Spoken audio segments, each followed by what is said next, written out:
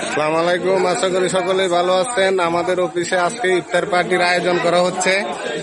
আপনারা দেখতে পারতেছেন আমরা সকলে মিলে একসাথে ইফতারি করতেছি। আপনারা সবাই আমাদের জন্য দোয়া করবেন। আমাদের অফিসের ভিতরে সকলে মিলে আমরা একটু ইফতার পার্টির আয়োজন করা হইল। আলহামদুলিল্লাহ।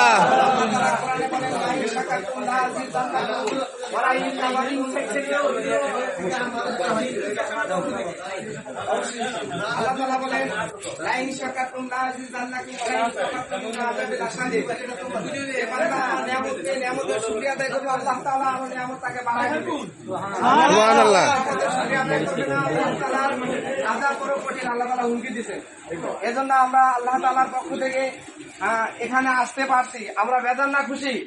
খুশি। আমরা রমজান মাস পেয়েছি, আমরা খুশি না বেজার? খুশি। আল্লাহ তাআলা রমজান মাস দিয়েছেন। রমজান মাসকে আল্লাহ তাআলা 3 ভাগে ভাগ করেছে, রহমত, মাগফিরাত, নাজাত।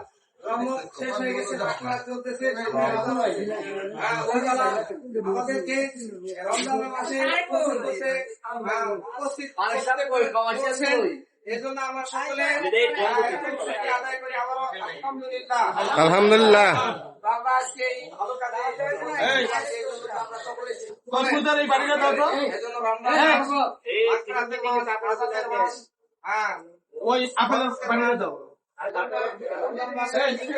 আমরা আল্লাহ তাআলাকে খুশি করবো, এটাই আমাদের উদ্দেশ্য। কি বলেন? এটাই আমাদের উদ্দেশ্য। রোজাকে ফরজ করেছে।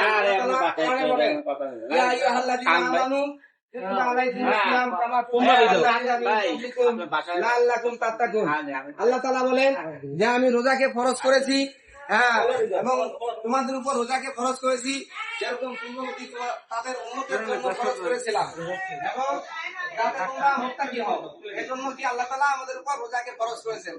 এজন্য আমরা রোজা রাখতে পারতেছি, এজন্য আলহামদুলিল্লাহ। আল্লাহ তাআলা এই রোজার বদলা নিজে আল্লাহ তাআলা নিজেই দান করবেন। আল্লাহ তাআলা নিজেই দান করবেন। এজন্য আজকে আমাদের এই 3 জায়গার লিঙ্ক সেকশন এবং ক্রিমিনাল লিঙ্ক, এই 2 সেকশনের পক্ষ থেকে আয়োজন করা হয়েছে ভালো একটা উদ্যোগ।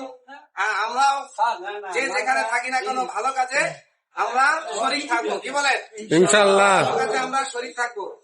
আর আমার দ্বারা আজকে তারা এখানে লিঙ্কিং সেকশন এবং টিম মেন্ডিং সেকশনের পক্ষ থেকে যে তারা আয়োজন করা হয়েছে, আল্লাহ রাসূল হাদিসে বলেন যে ব্যক্তি কোন ব্যক্তি যদি এই রমজান মাসে কোন রোজাদারকে শুধু পানি পান করায়, কোন ব্যক্তি যদি রমজান মাসে কোন রোজাদারকে শুধু পানি পান করায়, আল্লাহ রাসূল বলেন যে আল্লাহ তাআলা আমার হাউজে কাউসার থেকে তাকে এমন পানি পান করাবেন জান্নাতে প্রবেশ করার পর্যন্ত আর কোনো পিপাসা লাগবে না।